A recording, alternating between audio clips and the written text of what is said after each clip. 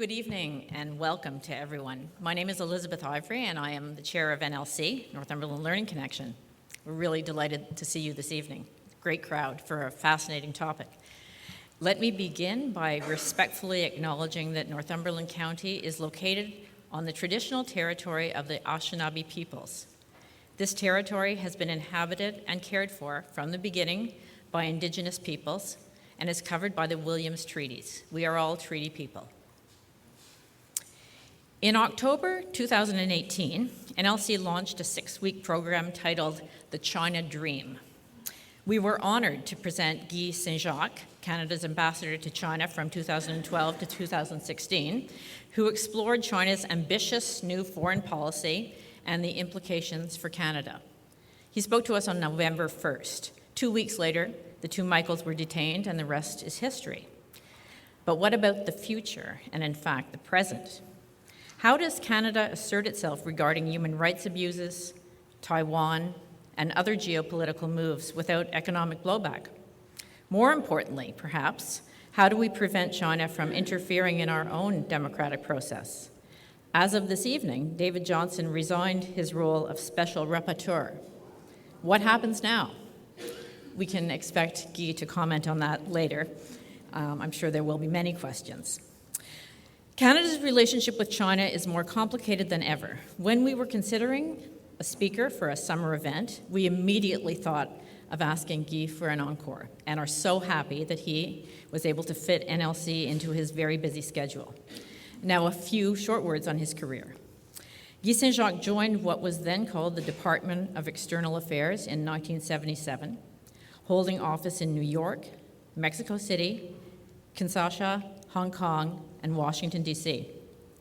He has been Deputy High Commissioner in London and posted 3 times to Beijing. He speaks fluent Mandarin. Since retiring, Guy keeps busy as a senior fellow at the University of Alberta, the Institute of International Studies in Montreal, and the C.D. Howe Institute, in addition to his role on a number of boards.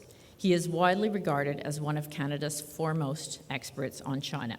Please join me in welcoming Guy Saint-Jacques.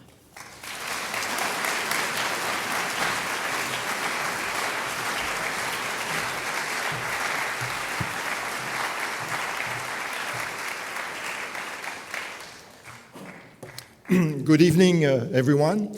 It's a great pleasure for me to be back in Coburg. I must tell you that you are very fortunate to have such a nice organization. We were just discussing the program for the fall, and I can understand why people want to move to Coburg or to the area to benefit of such great talks.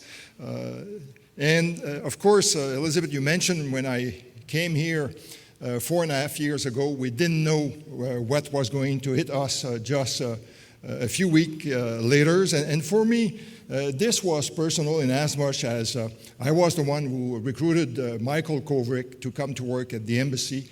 Great colleague. He had a background as a journalist, beautiful writer.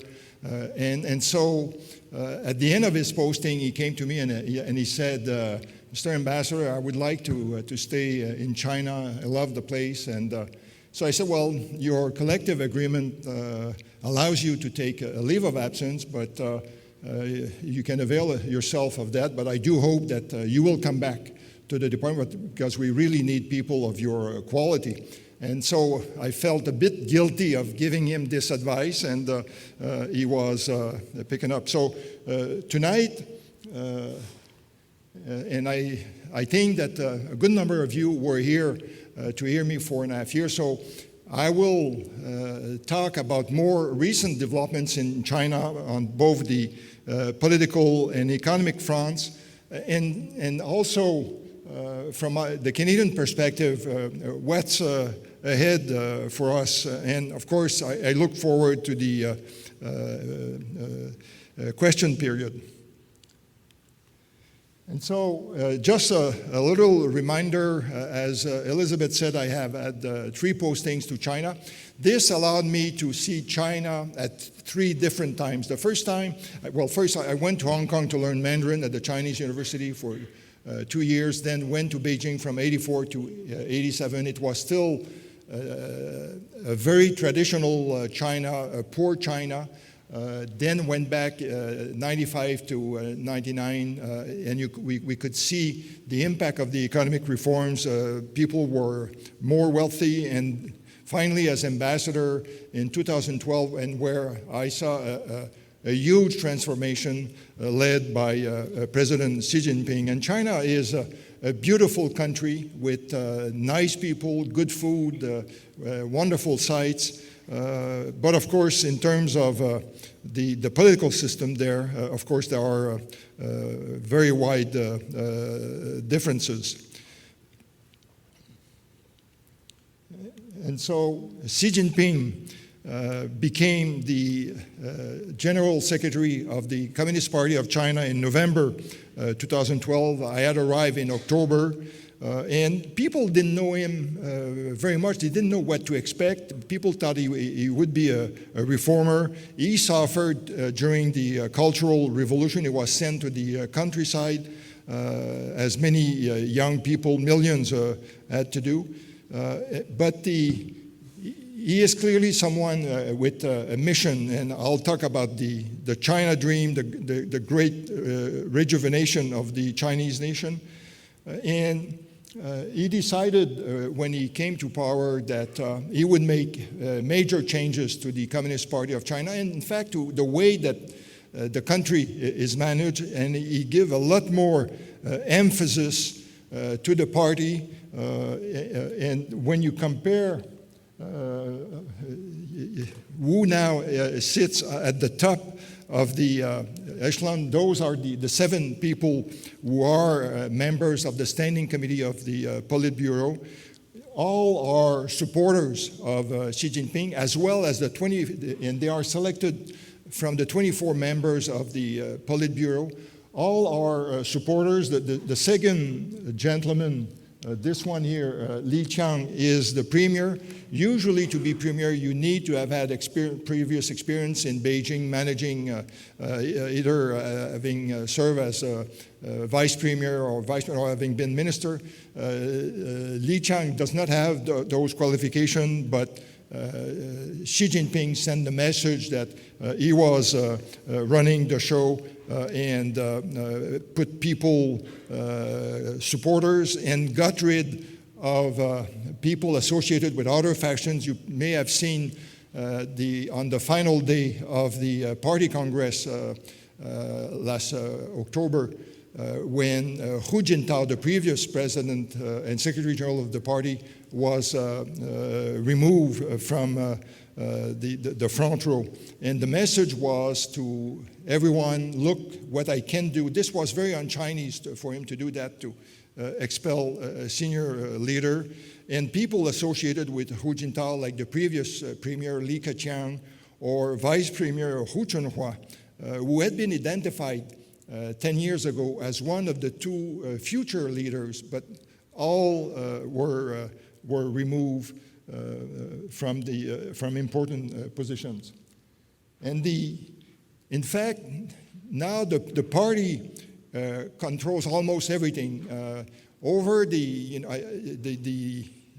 30-some years that I saw China closely, you could see that the party was important, but the government also was managing. Now, in fact, everything is controlled by the party. It's to the point where government officials put their party affiliation on their business card. I never saw that when I was ambassador. Now, they want to make sure that you understand that who they are in the party hierarchy.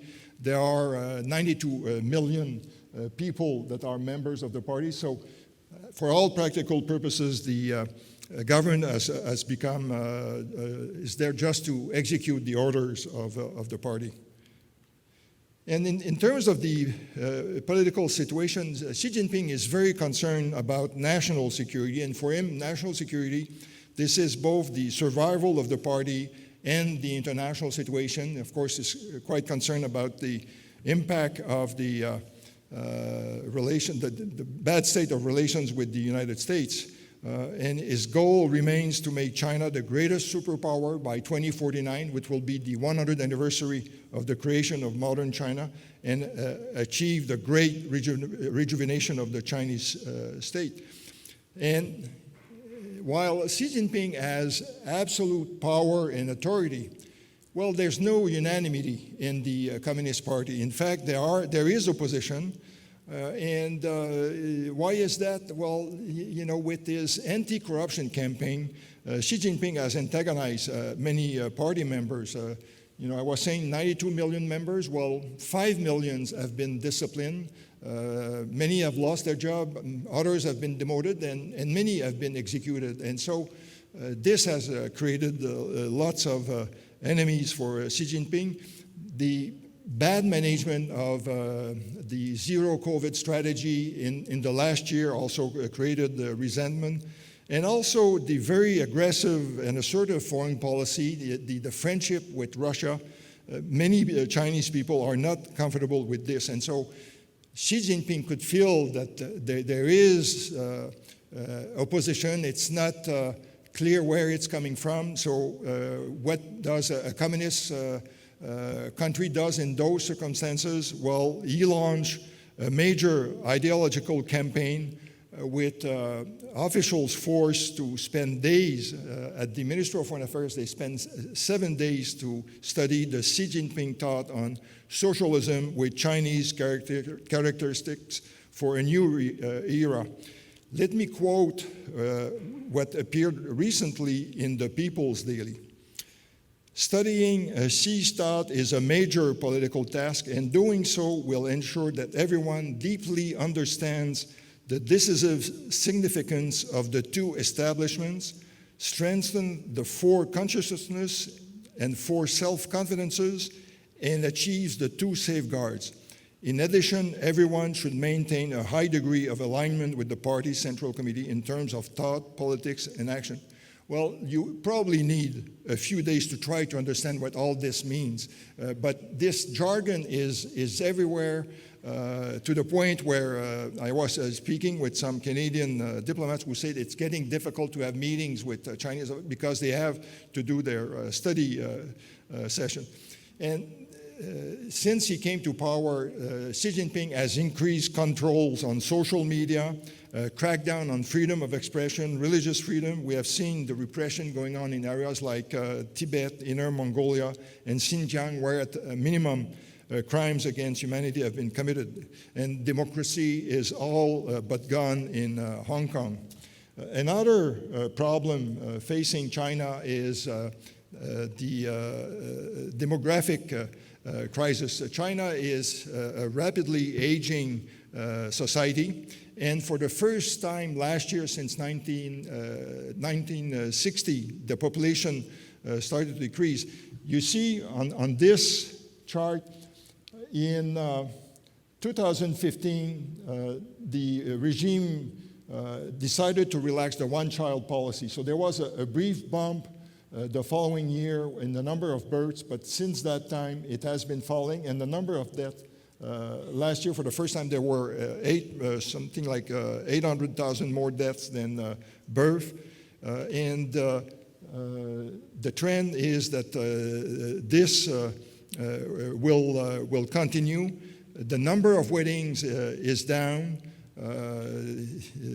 Last year it was over 11 million. It used to be 23 million. The average age where people get married in 2020 was 28.6 years old. There is a women deficit in China. There are at least 30 or 40 million less women than men. And this means that the working age population is expected to shrink at a rate of about 1% per year starting in 2030, just in 7 years from now. This could lead to GDP growth slowing by 0.5 percentage point per year. And of course, to counter that, the government is investing massively in education. That's the way to also to try to increase productivity. The other problem is that the unemployment rate for young people, 16 to 24, It's very high at 20%. You may have read that this week is a very important week for people who want to go to university. It's the annual exam called the Gaokao, where you have, I think this year, about 13 million people writing the exam, hoping to get to a good university. And now young people, when they graduate, prefer to have a job in government for all kinds of reasons. They see the way that she is managing the economy with less place for the private sector. But the government has to be very careful, because when you have such a large amount of young people, some have started to give up, and they say, well, why should I work hard? I won't be able to earn a lot of money. I won't be able to buy an apartment, and therefore, if I have no apartment, I won't be able to marry. So this is creating resentment. But of course, Canada, you see, Canada is right here. So when we compare, the China, Japan, Korea, Taiwan, Canada, we are all in the same situation. The difference in our case, of course, is that we have immigration to get more people in the country, but in China, it's something that is taboo. In terms of the economic approach of Xi Jinping, I said earlier that when he came to power, we thought that he would be a reformer, that he would continue with the economic reforms to try to modernize the economy. In fact, this has been, for all practical purposes, stopped, and instead he has come back to the Mao approach of supporting state-owned enterprises. Even if private companies generate 80% of urban jobs, he launched the Made in China 2025 policy so that China would increase its productivity and reduce its dependency on foreign companies in 10 key technological sectors and become a net exporter of such technologies. In fact, last year, China became the #1 vehicle exporter in the world. It used to be Japan. And about 3 years ago, the regime was quite concerned that the way that real estate developers were financing development, that they incurred large amounts of debt, and so they imposed very strict regulation. Well, guess what? It slowed down very considerably the real estate sector. A number of companies were no longer able to pay their debt. And also, there was a crackdown on private companies such as Alibaba, Tencent, Didi, which Didi is the Chinese Uber, because she felt that they were taking too much space. They were becoming too influential. And by the way, some of our large pension funds lost a lot of money. They had invested in Alibaba and Didi, and so with what Xi Jinping did, the value of the shares went down. So if we look at the economic situation now, well, first, the way that the COVID was managed had created huge problems last year. It had slowed down the growth by at least 2%. And what forced Xi Jinping to abruptly change course without having in place a transition strategy? Well, he discovered that the economy was in such bad shape with local governments running out of money. I mentioned the problem in real estate.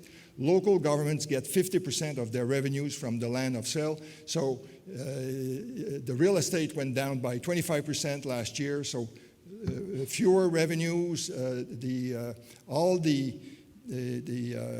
policies to implement the controls on COVID added about 8 to 9% to their budget. So they ran out of money. Foreign companies were starting to relocate their operation because they said that it was becoming too difficult to operate.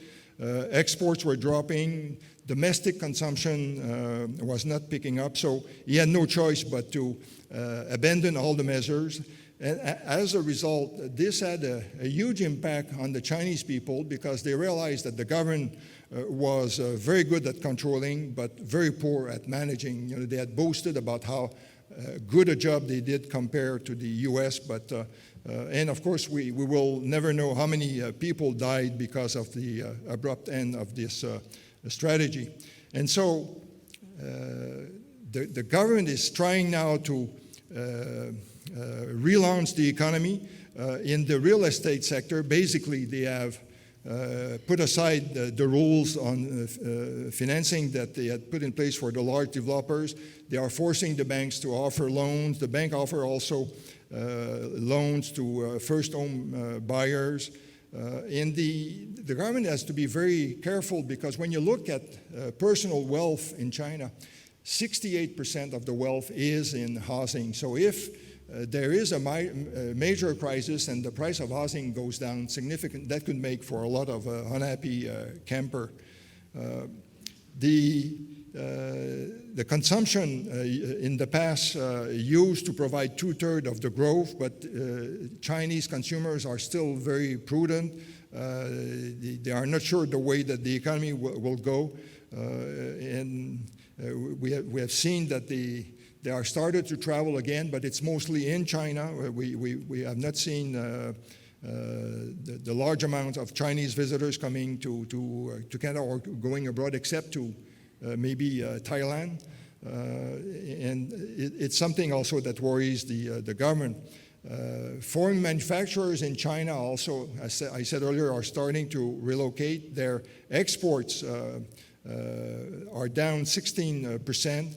And many international companies have started to put in place a China +1 or in China for China strategy. And of course, there have been recent developments like the adoption of the anti-espionage law that has sent a warning to foreigners that they could be accused of spying. For instance, if they deal with the subjects that China consider of national interest or sensitive. So that means that there were companies doing research for due diligence. Let's say a Canadian company wanted to choose a partner. They wanted to know more about this partner. They would ask those foreign firms to investigate. Well, most of those companies have shut down because people have been arrested. And the concern is, of course, that more foreigners could be put in jail. And this is at a time where China is also telling foreigners, we love you, come and invest, and we will continue to open our market. But adopting a law like this does not send the right message. Another thing to watch is the debt, which is over 300% of GDP. The good news for China is that it's mostly Chinese debt. 85% is Chinese, so they don't depend too much on foreigners for that. Of course, China is putting a lot of money in infrastructure, but with diminishing returns. And you now have in China about 40,000 kilometers of high-speed train. And on the last item there, pollution and climate change, China is a land of paradox. It fully understands the need to reduce pollution and its greenhouse gas emission, because the country, the north of the country, is turning into a desert.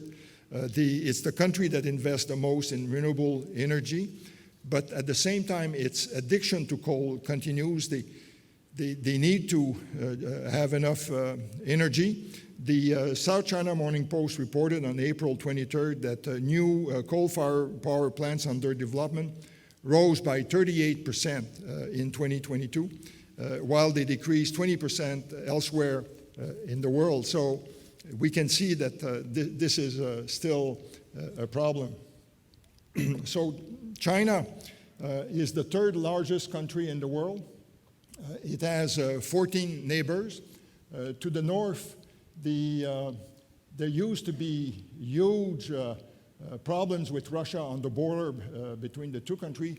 Those problems have been settled in the 90s, although recently I have read some articles written by some Chinese academics where they talk about there are two, China talks a lot about the Opium Wars and how foreign countries like the UK abuse and impose their rules. At that point, Hong Kong, which is somewhere here, was ceded to the UK. But what they don't mention very often is that a good part of Siberia, all this part here, Vladivostok is about here, all this used to be Chinese, but there were the two treaties in 1860s of the Amur River. The Amur River is the river that goes, and so these parts were ceded to the Tsarist Russia. And this Chinese academic was saying, well,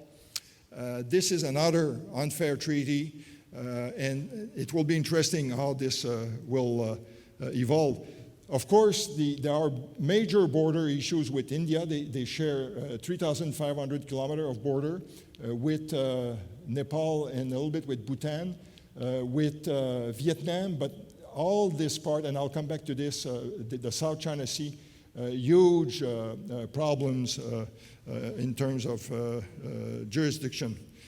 China says, I had discussion with Chinese, and they said we are not an hegemon. We don't want to do what the U.S. did, and we just want to control what they call the first island of the first chain of island. So it's Taiwan, and this. They say this is we need to protect this area, but now they own a port in Sri Lanka. They own another port in Pakistan. They have a base in Djibouti.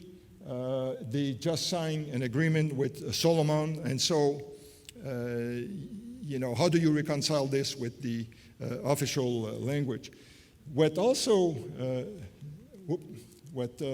Xi Jinping understood is that, in fact, if China had to find a way to control the agenda and the discourse in international organizations. So as a result, they have more people in international organizations. Their diplomacy, you may have heard of this expression, wolf warrior diplomacy, very aggressive. They don't agree to hear criticism. When I was ambassador, when Mr. Trudeau came in August 2016, the Prime Minister told Premier Li Keqiang, my foreign minister will give your foreign minister a list of names of dissidents, and we would like to have your comments. And of course, the minister then turned to me and he said, you will give it. And I tried to give it to Chong Pei-hu, who's now the Chinese ambassador. At the time, he was the Director General of the department responsible for U.S. Canada. And we were walking, and I said, here's the letter that the Prime Minister mentioned. He wouldn't touch it. He refused to. And so what we did is one of my junior officers invited his contact at the MFA to have a coffee at Starbucks, and that's where the list was finally delivered. But thanks for Starbucks, but it just shows how difficult it has become. And so China runs a much more aggressive policy. They claim that they are the champion of globalization, of free trade. Well, of course, it remains very difficult to do business in China. And one thing that is new is the increasing use of coercive tactics to punish countries. And there was a study done by the Australian Strategic Policy Institute in 2021 that noted that China had used such tactics 152 times between 2010 and 2020 against 27 countries. And of course, Canada was at the receiving end. After the arrest of Meng Wanzhou, we lost $4.5 billion of export in 2019. More recently, Australia was punished after the former Premier Scott Morrison called for a full investigation of the origin of COVID. And countries are starting to push back. I will talk about the G7 declaration that address this issue. And when you speak with Chinese, they say, we have no formal alliance with anyone. Well, of course, they have one with North Korea, but they don't mention it. But also they have learned that, in fact, they can use much better some groups. And one that is expanding is the BRICS. The BRICS is Brazil, Russia, India, China, and South Africa. 9 countries have indicated that they want to join the organization, and there will be a meeting soon to discuss whether this will go ahead. The Shanghai Cooperation Organization met last fall, and it included countries like Iran, Russia, and also China started to create its own institution like the Asian Infrastructure Investment Bank. They also have their own regional free trade agreement, the RCEP, that stands for the Regional Comprehensive Economic Partnership. And they have even applied to join the CPTPP. And in a minute, I'll talk about the BRI, so that stands for the Belt and Road Initiative. But this illustrates how Xi Jinping is organizing his effort to change the rules internationally and to fit the Chinese model. So he talks very often about this community of common destiny. And of course, before Xi Jinping went to visit Vladimir Putin in Russia, he published an article where he said that China is advocating true multilateralism, opposes unilateralism and protectionism, firmly safeguards the international system with the United Nations as the core, the international order based on international law, and so on. But then, if you look at what, and I should mention the other 3 initiatives that I think that we have not paid a lot of attention to that, but it's starting to get traction in developing countries. The GSI, that stands for the global, the GSI, it's the Global Security Initiative, and the goal is to leverage the UN system to enhance capacities to combat terrorism and maintain stability. And China is very much concerned that terrorism could cross the border from Afghanistan or from other countries. The GDI, that's the Global Development Initiative, and the goal is to build an open world economy and maintain stable and unimpeded maritime transport and industrial change. And finally, the Global Civilization Initiative is to promote cultural exchanges. And so what you see coming out of that is China trying to protect its interests by creating these initiatives, and foreign visitors who, especially from developing countries that go to visit China, speak highly about the vision of Xi Jinping. So that's the theory. But then if you look at problems area, there was a major problem with Japan. At the time I arrived in Beijing as ambassador in 2012, and it was over the Senkaku. Senkaku is in Japanese, Diaoyu is in Chinese, and the Japanese government had decided to buy the islands because there were groups in Japan that wanted to go there to make demonstrations, and they thought that this would come, but it irritated the Chinese.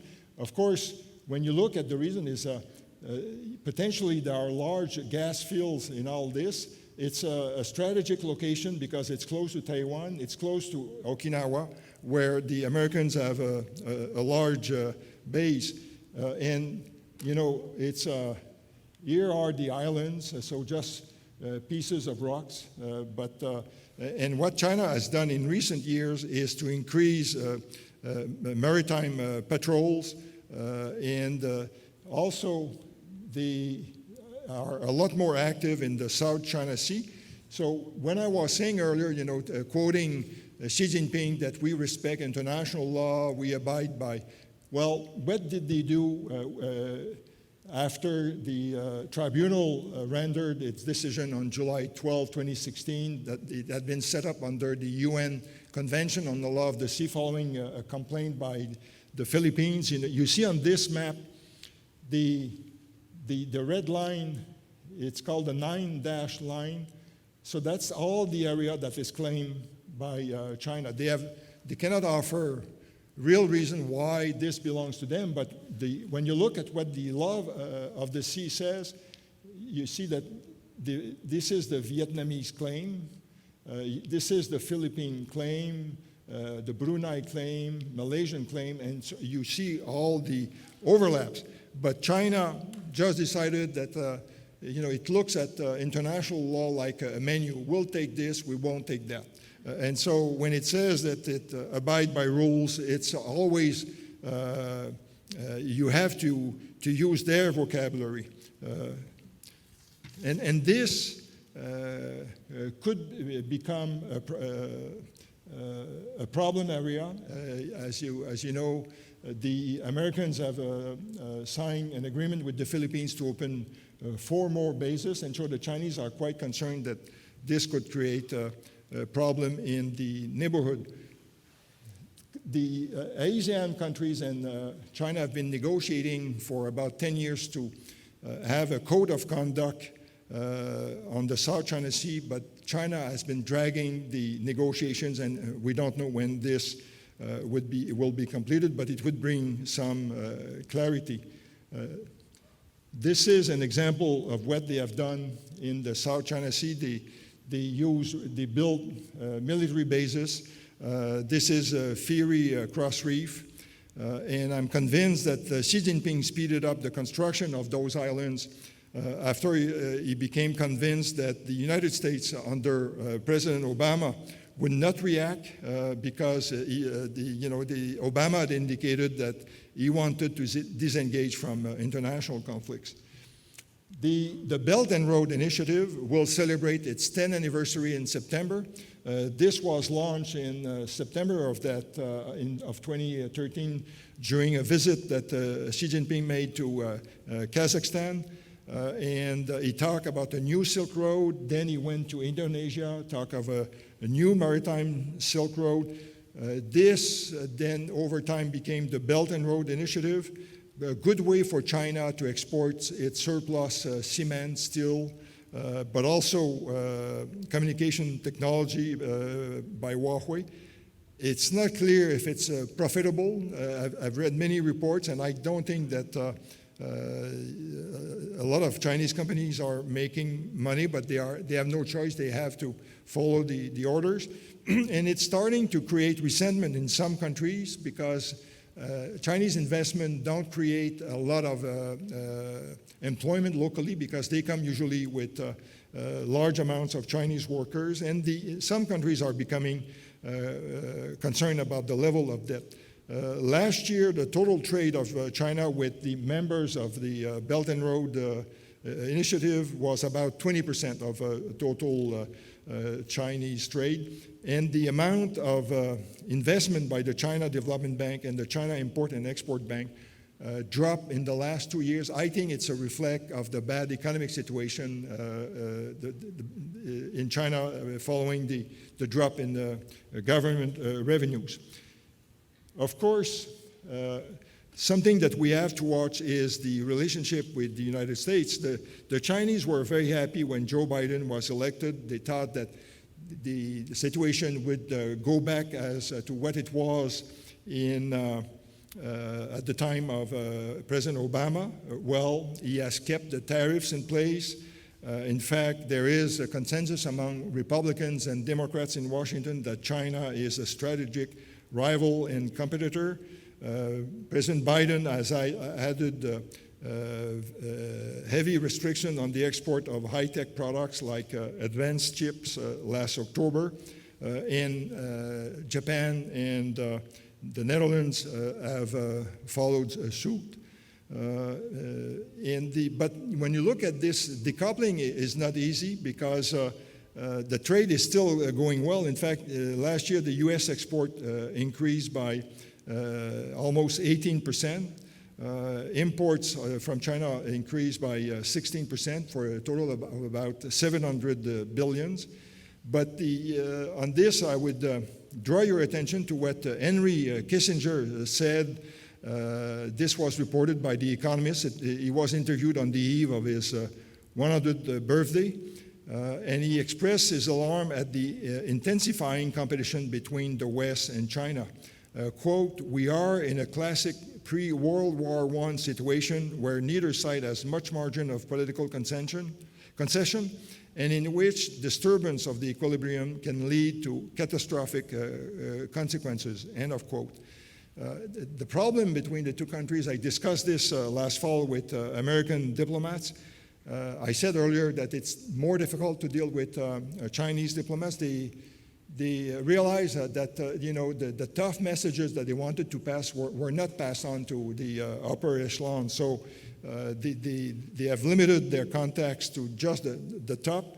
The good news is that there were recent discussions between, for instance, the U.S. National Security Advisor, Jake Sullivan, and Wang Yi, who is the counselor responsible for foreign affairs.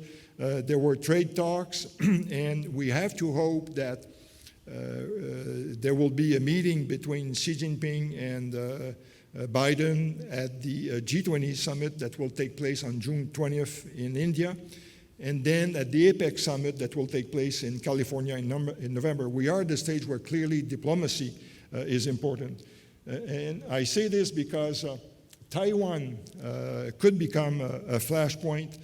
We saw this after the visit of Nancy Pelosi, when China, what China has done is when they do you hear about those Chinese airplanes and boats, well, it's all concentrated in this part to the south and southwest of the island. But also what they did after the visit of Pelosi, they organized a blockade around the island, and they demonstrated that, in fact, it would be easy to organize this. And of course, if there were to be a conflict, if they were to attack Taiwan, it would be difficult for the Americans to resupply Taiwan if it's blocked. But at the same time, the U.S. may decide to block access to Chinese ports, so there is a risk of escalation. But in the meantime, what I think China will try to do is to interfere as much as possible in the elections that will take place in Taiwan in January. They hope that the Kuomintang will be elected. The Kuomintang has more favorable policies towards China than President Tsai, who will be stepping down. But it's a situation that we have to watch. I mentioned earlier that the economic situation in China is not very good. If Xi Jinping comes to the point where he feels that the survival of the Communist Party is threatened, he may be tempted to organize something on Taiwan to rally nationalistic fervor in the people. Now, turning to Canada and China, this picture was taken at the Bali G20 summit last November, where I had never seen Xi Jinping that agitated. Usually he is very calm. There he was moving his arms, clearly unhappy with what the Prime Minister had said. And despite the release of Meng Wanzhou and the two Michaels, well, the situation has not improved. China was mad at us after the adoption in February 2021 of the Declaration Against the Arbitrary Detention in State-to-State Relations. I discussed also with the Chinese ambassador the Indo-Pacific strategy. He was very angry that China was described as a disruptive power, and I said, well, count your blessings. It could have been much worse than that. Look at what the Americans are calling you or other countries. But the problem is to try to restore a dialogue, and this is very difficult. But on the trade side, we are breaking records. Look at this number. Last year, new export record, almost 29 billions, an increase of 2% compared to 2021. China, $100 billion worth of export. 14% of our imports come from China. So we have a huge deficit. But, just a word on those numbers that come from Stats Canada. The real number of Canadian exports to China last year is not 28.7. It's, it's 51.6. And why the difference? Well, China is buying a lot of gold. Last year, they bought $71 billion of gold. They tried to reduce their dependency on the U.S. dollar. And we sold them $19.5 billion worth of gold that transited through Hong Kong. So officially, in our stats, it's an export to Hong Kong. We also exported $3.4 billion of crude oil through the U.S. West Coast. So when you add all this up, in fact, 6.7% of our exports go to China. It's a much more important partner. But what we export is still dominated by natural products, agri-food. For the first quarter of this year, a big jump again in the export of gold. They have also purchased a lot of iron ore and agri-food. So bad political relation, but this shows that China will always need our product. So interference. This is a subject that I paid a lot of attention to when I was ambassador, and I got many reports, example of what was happening.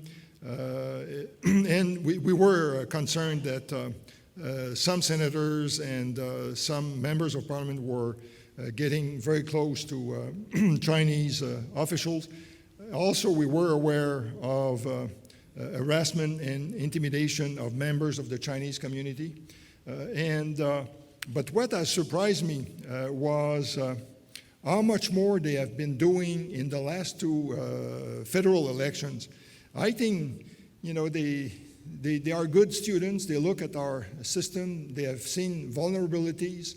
One, for instance, the fact that the Liberal Party allows anyone who lives in a riding to vote at when candidates are nominated. So what they did for Handong is they bus Chinese students, and you just have to say, I live in the riding, and you are allowed to vote. And plus, one thing that didn't come out very much in Mr. Johnson's report is how much disinformation there was on Chinese social media. And lots of Canadians of Chinese origin get their news on WeChat or in Weibo. And I saw on WeChat all the propaganda, the lies that were spread, especially during the last election. Of course, theft of intellectual property, spying. I could give you all kinds of examples. The Chinese have a systematic approach to try to get as quickly as possible all the technology they need for their development, and we can discuss this further during question period. The Johnson report, and Elizabeth told me just before I started that Mr. Johnson had resigned. I know him. He is a very fine gentleman, but I think he was in an untenable position. It's too bad that he didn't have the time to look at all the information that is out there, because with my background, I could point right away areas of his report that were weak. But the main message that comes out of his report, in my view, are that Chinese interference is real. It's a clear threat to our democracy. The government has to get its act together to better manage this information and take action. And one thing that I think has been missed by commentators when he says a public inquiry would take too much time. It's urgent. We have to take action. And he had undertook to come up with recommendations to have in place, a number of measures adopted before the next election. And that I agree with him, but at the same time, I have a hard time to understand how come that the federal government has not taken more action, because,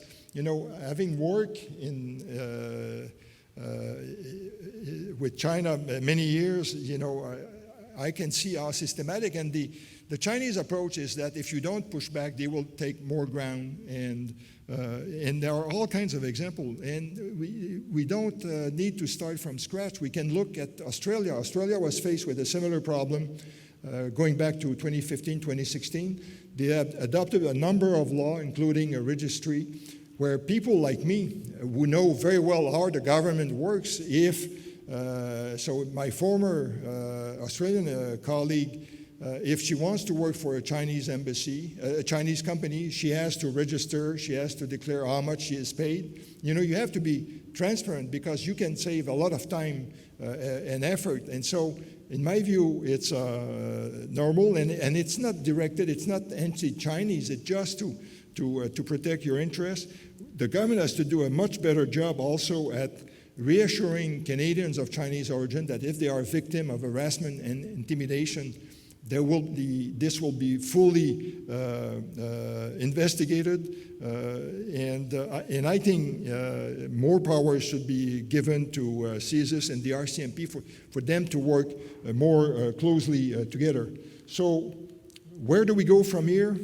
Well, in the case of China, I was very pleased with the Indo-Pacific strategy that was released by Minister Joly last November. We have heard this week that she has called all Canadian ambassadors to a meeting in Ottawa where she unveiled a draft foreign policy. It will be interesting to see where this will go, but in the case of Indo-Pacific, we have a very good canvas. It's across the government. It has funding. In my view, it's very ambitious. The implementation won't be easy, and it's the right approach to deal with China, to say we will work with you in areas where it's in our mutual interest, like public health, climate change. But because we are a small countries, we have also to coordinate much better with other countries. And a good example of this was at the recent G7 countries where the leaders agreed to push back on coercive tactics by China to try to work together better on supply chains for strategic minerals and semiconductors. Prime Minister Trudeau got a reference there to where China was told not to conduct interference activities aimed at undermining the security and safety of our communities. But clearly, I think we are at a stage where we have to coordinate our policies and work. And for instance, I mentioned coercive tactics. I have written an article where I said that, for instance, the next time that if China were to apply the huge tariffs on Australian barley like they did previously, you look at who exports barley to China. It's Australia, Canada, United States, Ukraine before the war. Some come from Russia, but the main three are Australia, U.S., and Canada. Well, we could have an agreement where we say that we will continue to export barley to China, but we won't go beyond our historical share of the Chinese market. And that would send a message right away that China cannot divide, because of course we benefited from those tariffs. One last thing also is clearly here in Canada we have to increase our competencies on China. We have to get more young people to learn Mandarin. We have to understand better how the communist system works. And again, the Indo-Pacific strategy has some very good recommendation. So in conclusion, China won't go away. It's a big country. It will continue its efforts to promote its model of governance and to rally developing countries and authoritarian regimes to its cause. And I think the message to China should be simple. We have no problem with it becoming a superpower as long as it plays by the rules, respect international laws, and stop acting as a bully. And of course, as I said earlier, we have to watch what could happen in Taiwan.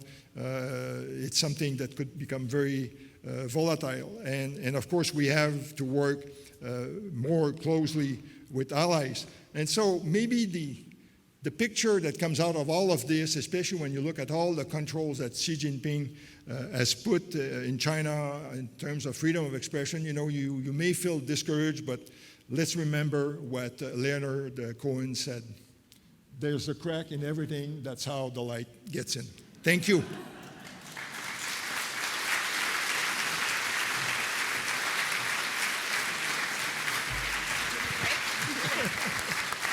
Thank you so much, Guy. We're going to open for questions now, and I know Paul has a microphone. He's coming down here. I do. So put your hand up, and thank you, Joel, for putting the lights up, and Paul will bring the mic over to you, and Guy, you can come back. Yep. Okay. This is not a plant, but here's the first one. I should actually introduce myself. I'm a native of Northumberland County. I was a Globe and Mail reporter in China, and we overlapped in the mid-'80s. And our introducer failed to mention Guy's singular achievement when I was in Beijing. At the annual hockey game between the Soviet embassy and the Canadian embassy, he scored the winning goal.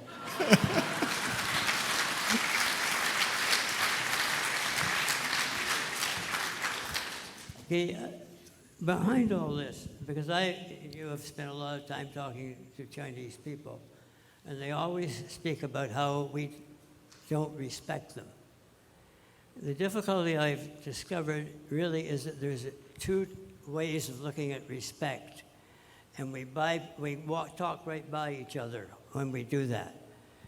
In our world, over the years, we've developed a system where respect means you follow the rules, and the ruler and the ruled both follow the rules.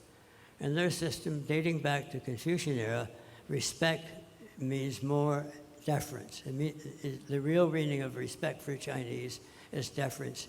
And in the family, you defer. In the country, you defer to the emperor. With that fundamental difference, how do you bridge some of these gaps that you've been talking about tonight?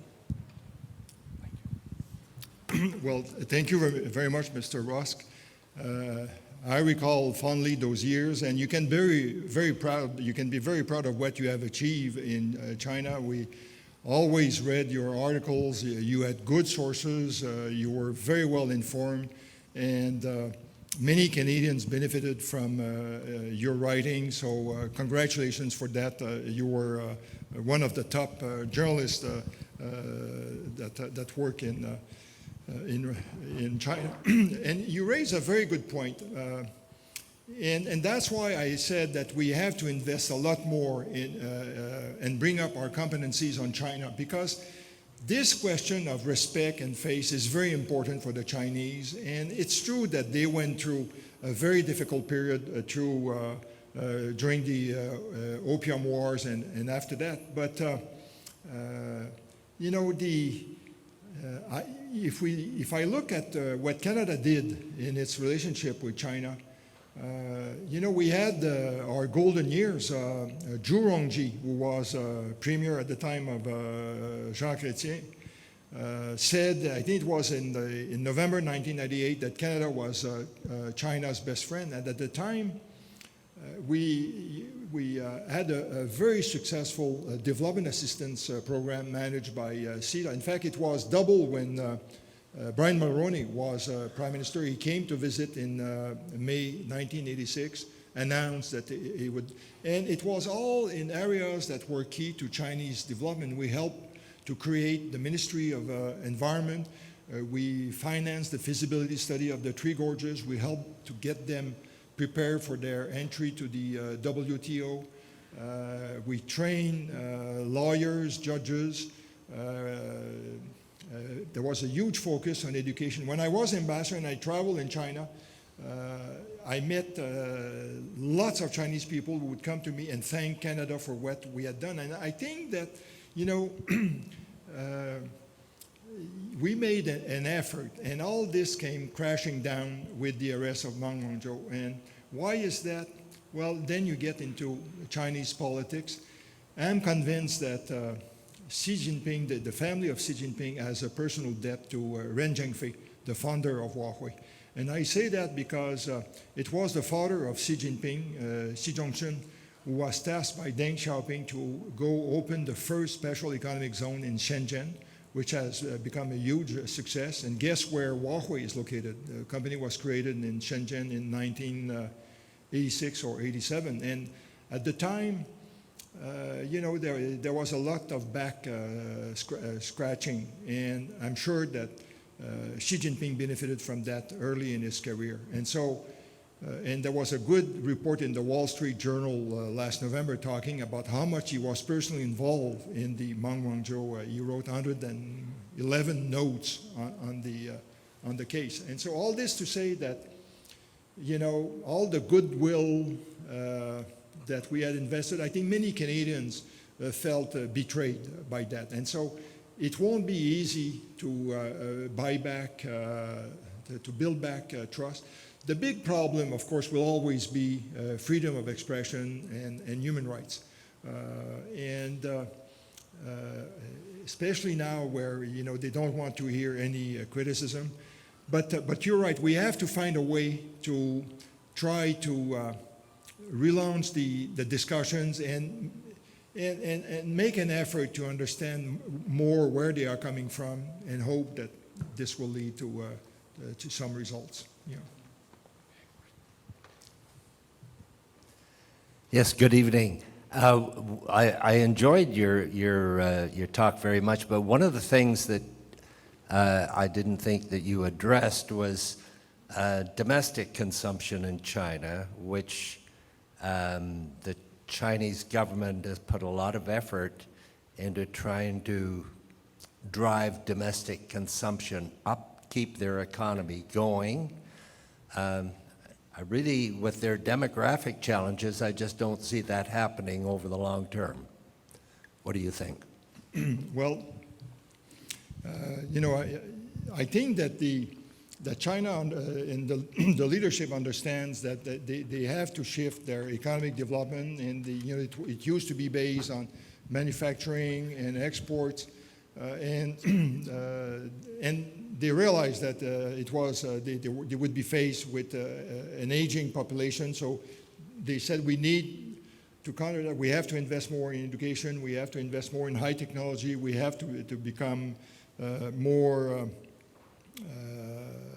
less dependent on foreigners and become net exporters in 10 key technological sectors. And the future growth, a good part of that has to come from consumption. In many ways, China is years ahead of us in terms of electronic payment, all that. The last time I went to China was in November 2018, at about the time that I had come to here for my talk, and I went to a Starbucks to buy a coffee, and I pull out a renminbi bill and they look at me like if I was a dinosaur. They had not seen money for months, and they didn't know how to, if they had money the change to give me back, and so everyone has. In fact, I mentioned WeChat. WeChat is great. You can pay your income tax, your municipal taxes. You can buy on the internet. You can talk to your friend. It's like a combination of Twitter, Facebook, LinkedIn, all in one place. And I think that it's something that we can learn.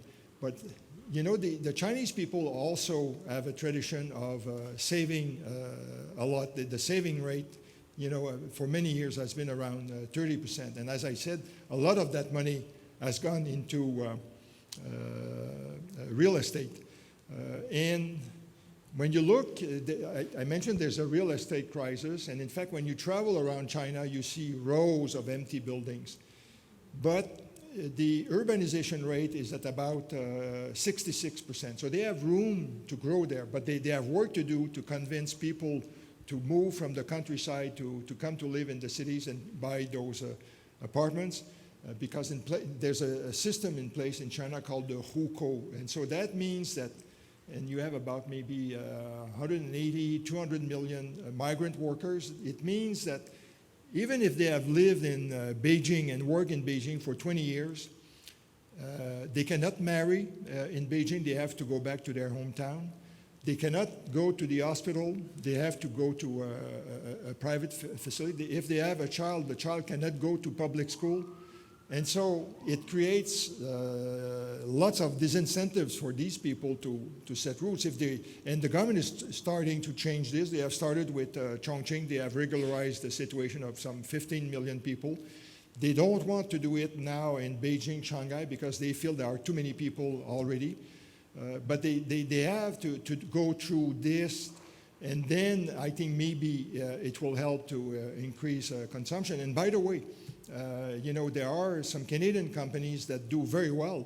Lululemon, Tim Horton, although I cannot say if it's still Canadian, but you go in Shanghai, I think there are 67 Tim Horton stores. They all have the maple leaf, the hockey sticks prominently there. What's the name of the coat? Canada Goose. A huge business. And also Canadian lobster. I had spoken with Premier McLeod of Nova Scotia. He had come to China maybe 2013, and I said, do you have a China strategy? He said, no, why should we have it? So I said, well, let me explain why you need one. And I said, you have to realize that consumers here have more money, their tastes change, they like to eat well, and you have lots of good lobster, shrimps, and he started to write down what I was telling him, and a year after China strategy comes out, it's almost exactly what I had told him, but their seafood exports have gone from 100 million to, before the COVID, they were at something like 650 million. So this has created lots of jobs.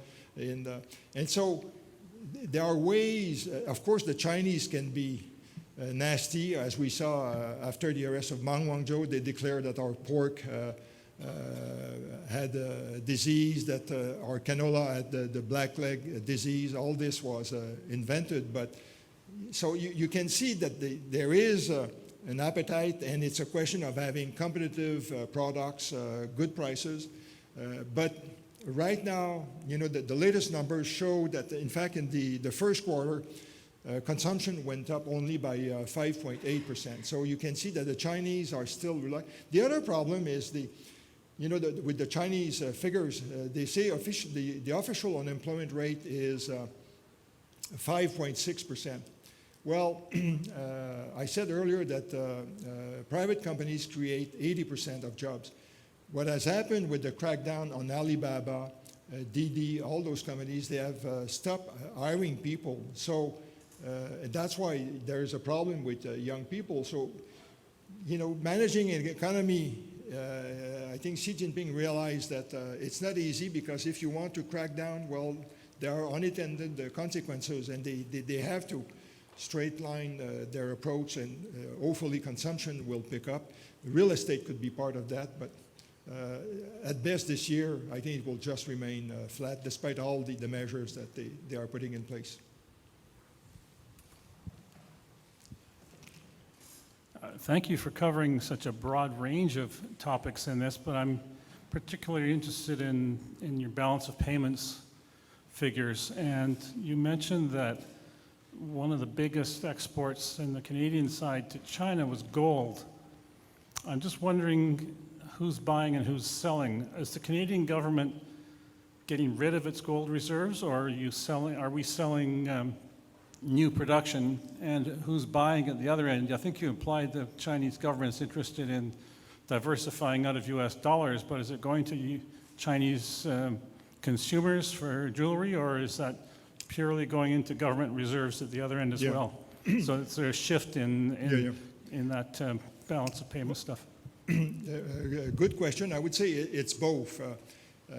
Chinese people like to invest in jewelry, so but last year this $19.5 billion that went mostly to the Bank of China, and again this year, the first few months, and in fact, as I mentioned earlier, China is trying to reduce its vulnerability to the U.S. dollars. The other thing that I've not mentioned, but that they are doing, they are trying to promote the use of the renminbi to settle the trade. And in fact, with Russia last year, I think it was 46% of the transactions that were settled in renminbi. And the BRICS is saying that they said they will use their respective currency to settle their trade accounts. But of course, China is hoping that it will be mostly the renminbi that will be used.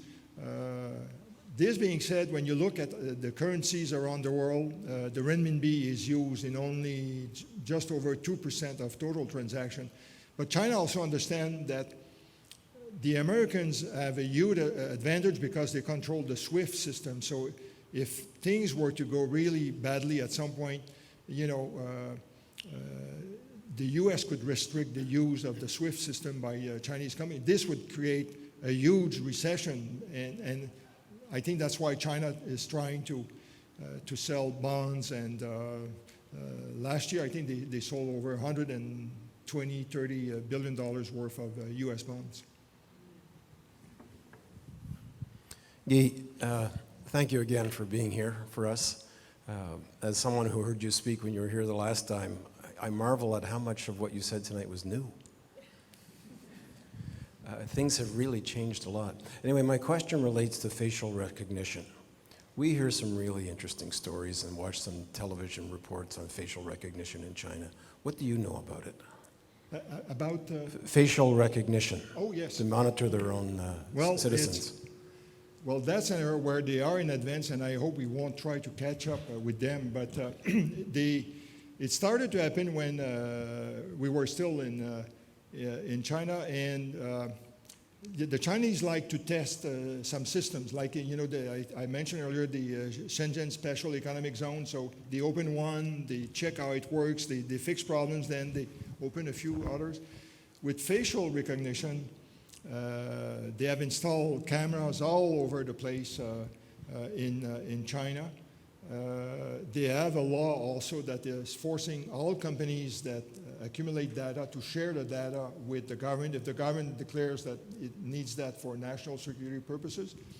And with facial recognition, what they did in Shenzhen, that's where they started this, they would look at people who, like me, don't cross the street at the right place. You know, I like to save time. So they identify you, and they have huge billboards where they put up your picture, your name, and say, Guy Saint-Jacques again crossed the street at the wrong place, and you are shamed, and you lose points because it's linked to the social, they call this the social contract system. You know, you start with a number of points, but if you criticize the government, you lose points. If you cross the street at the wrong place, you lose points. In Shanghai, if you don't sort out your garbage and your recycling properly, you lose points. If you don't visit your elderly parents, you lose points. And once you have lost enough points, you are no longer allowed to travel by air, no longer allowed to take a high-speed train. So that sends a very powerful message. But now, for all practical purpose, a Chinese person cannot go around undetected. They will follow you everywhere, and they are exporting their technology to authoritarian regime in Africa and in Central Asia. So this is an area, and unfortunately we had a few companies that have sold technology that has been used by China in relation to the lens of the camera, for instance. So it's one area where it's fully used to in terms of controls of the people. Like, so in November, when we saw these people very courageous going around with a blank sheet of paper, they were wearing masks, but I'm sure that they could be identified. And I know that a number were visited the next day and said, here's your picture, next time we will put you in jail. So it's a huge apparatus that is in place. Thank you very much for your talk. You are a master of statistics and percentage points. I don't know how you remember it all. My point, countries try to understand each other through cultural exchange.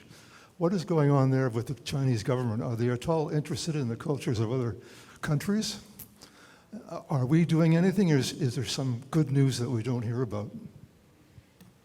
Well, if I understand your question correctly related to culture, China realized that one of the weak aspects of its diplomacy, we talk of soft diplomacy, and by this we mean we use culture to promote ourselves. You know, the Germans have the Goethe Institute, the French have Alliance Française, the British have the British Council, and that's why they created the Confucius Institute to try to give a better idea. But they are still very clumsy about the way that they approach this and promote themselves. You know, in the case of Canada, we have invested a lot. I don't know right now, after COVID and because of the state of the relationship how it is, but we have promoted tours by the Toronto Symphonic Orchestra in China, and we had, I recall we had Carol Schills coming to give talks, Kim Tway, who writes in French, and films showing Canadian films, and trying to expose them. But now this also has become very difficult. I just read, in fact, I was contacted by a Reuters journalist in Beijing earlier this week. The embassies, we all used to organize events at the embassy to showcase culture and organize. Now, when we want to organize something that is related, for instance, to LGBTQ issues or some area that the Chinese consider sensitive, they harass the people that want to come in the compound. They ask for their identity. They take their picture. And all this is sending a message. If you go and attend these events, you could get into trouble. So this is a very worrisome development, you know, going to this extent. We used to, I mentioned that we had a huge development assistance program. We had also at the embassy a small fund that was about $150,000 per year that we used to finance small projects. And those were little projects like building a pipe so that people wouldn't have to walk 2 kilometers to get fresh water. You know, project that would cost a few $1,000s. Large success. When I was there, China adopted a new law blocking all foreign financing. So all those organizations basically had to stop their work because they didn't have funding. And so what you are seeing is a systematic approach by China to limit foreign influence in China. We see this also, unfortunately, with preventing Canadian journalists from being accredited to China. James Griffith, who is now the China correspondent for the Globe and Mail, has been waiting over a year and a half to get his visa. CBC Radio-Canada, they couldn't get their visa. So what CBC Radio-Canada has done, they have sent their guy to Taiwan. When I met the Chinese ambassador, I said, you know, maybe you're not thought about this, but, you know, I know that you didn't like the reporting, all that, you know, sometimes it was critical reporting coming from our correspondent, but at least it gave the chance to Canadians to understand better what was going on in China. And guess what now? We no longer have that. And what do we have instead? We have great reports from Taiwan, and Canadians are starting to love Taiwan, and they see everything that it goes well, the thriving democracy. I said, watch out about the law of unintended consequences, and he looked at me, and clearly he had not thought about this. But so it's part of an ideological game that is very troublesome and not easy to fix. Sir, I hope you won't consider this question to be silly, but I'm curious to know, given the arbitrary arrest and detention of the two Michaels and the continued use of various heavy-handed surveillance tactics and so on by the Chinese government. Do you consider it safe for Canadians to travel to China as individuals for work, for pleasure, whatever the case may be? Yes. And in fact, I met with a group of business people earlier this week. Lots of concern. Many companies don't send, well, of course, with the COVID, they couldn't send people, but very afraid. They say, I don't want to end up in jail like the two Michaels. And I said, don't worry. Of course, as long as you respect the law and that you are not working on an area that China consider sensitive, but especially if you create jobs in China, they will welcome you. And so, and it remains a very safe country. You know, we could walk at night and there would never be an incident. And of course, with all the cameras, it would be very quick to identify the culprit. And so, but you know, again, China has not helped itself by arresting. And when they arrest people, it's because, and they have lists of people. For his sin, Michael Kovrig was working for this NGO. He was based in Hong Kong, but traveling to China and doing research on China relation with Russia, China relation with North Korea. And this, China considers this very sensitive, and the notion of national security in China is very elastic. Michael Spavor is a personal friend of the North Korean leader, Kim Jong-un. He had organized the visit of that American basketball star, Rodney. Yeah, and the Chinese were just furious that this Canadian would have such access, while they couldn't have that kind of access. For sure, their ambassador in Pyongyang does not have that access. So they had been identified, and the same thing applied to Kevin and Julia Garrett, that I had to deal with this case. They were arrested in August 2014, and finally were able to get Kevin out in September 2016, right after the visit of Prime Minister Trudeau. And what helped us is that Premier Li Keqiang was coming to visit Canada a few weeks later. And so, but it was hugely difficult, despite Premier Li having told the Prime Minister, your guy will be back in Canada before I land. I had to finish the negotiation.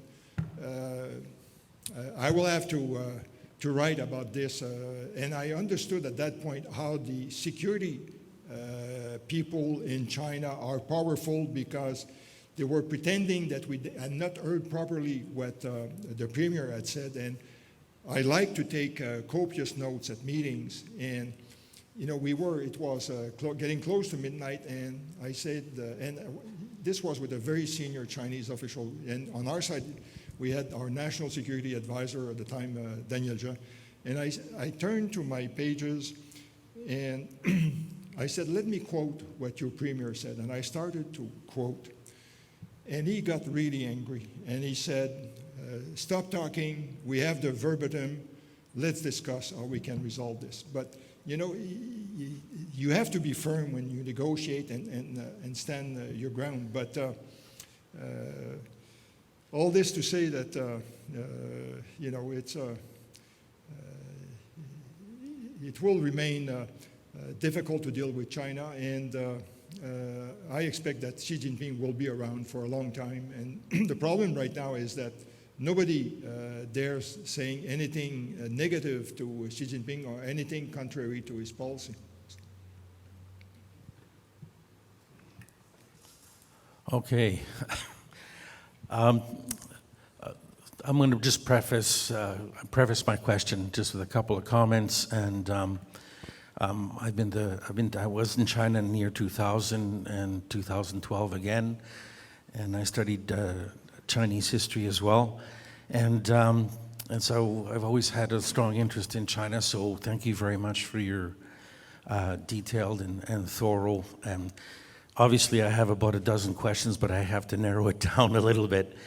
So my question is to go back to the Michaels, again, the two Michaels. And the reason I'm saying this is at the time that this was taking place and also a little later during COVID, I had a position as a cargo agent at Air Canada and handled a lot of shipments going to China at the time.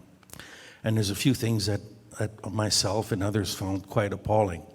So one of which was, as you'd mentioned, the shipments of lobster. So we had a special team that handled that, and we used to ship tons of fresh lobster daily to China, to the elites, while the two Michaels were I guess, under arrest.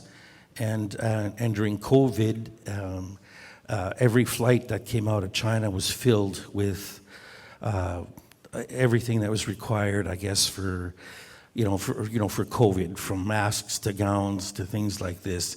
And it caused quite a bit of resentment, I think, among some of us. It was a big slap in the face. It's like someone breaks your leg with a baseball bat, and you've got to go back to them to get medical care. So my question was this: is there anything we could have done or applied some type of pressure? Of course, this tit for tat, I could understand that, but to try to shorten or alleviate the stay, the imprisonment for the two Michaels. Like I said, 4 to 8 tons of daily lobster for the elite. I mean, that's something, I don't know. I don't know why we kept on doing that. Anyway, just a general question: is there anything we could have done? Yeah. Well, I was invited to go to Ottawa by the minister at the time, and I always like to arrive well prepared, and I had a 3-pager memo. This is what you have to do with China. And I said the only language that China understands is firmness. And here you are thinking that by being nice, goodwill will prevail. Let me tell you, goodwill will not prevail. And I said, what you can do?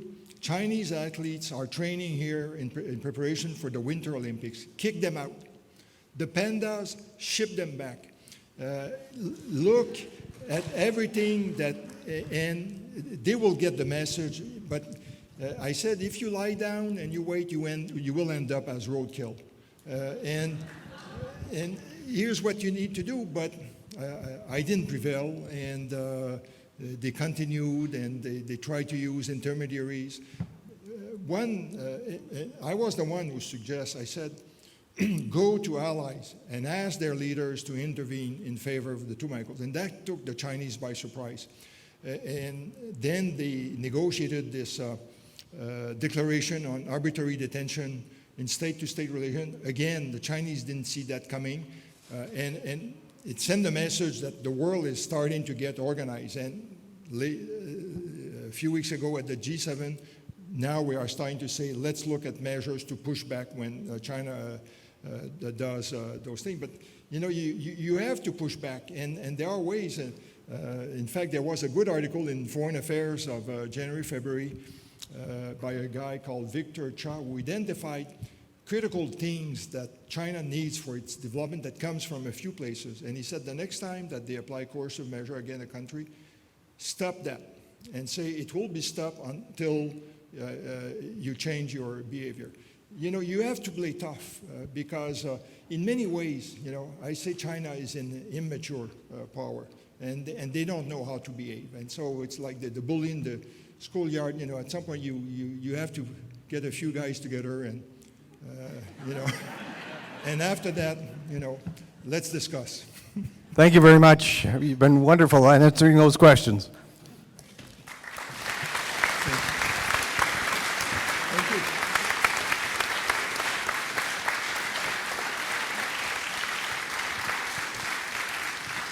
I'm sure we could have asked many more, and we always hate to cut it short, but it's been 90 minutes, and I think Mr. St. Jacques can use a break. Can I ask you to stay in your seats for 30 seconds while I just give you a little homework? Did everyone get one of these? I have more. I'll put them on the table. If you have one, and if you don't, come get one. Please give it to a friend who doesn't know about NLC. Everyone asks us, how can we help? Well, this is a really important way. We have a great event, a great program coming up in the fall. Some other homework we might be able to give you is to tell you the names of the books that we'll be holding our first book club event on. One of them is called The Overstory by Richard Power. It won the Pulitzer Prize for Fiction in 2019. And the other one is called The Man Who Made Things Out of Trees by Robert Penn, a nonfiction account of someone's life who was very much involved in using wood and thinking about wood. Both of them come highly recommended. I'm halfway through The Overstory, and it's fabulous. So if you are inclined, please think about those books. Definitely think about coming to the fall series, and if you can support us, we put a little QR code on the bottom here. It's magic. You just hold your phone up and it takes you to the donation site. So thank you everyone for coming out. This was so fascinating. We would love to have Guy come back and speak to us again as things proceed. So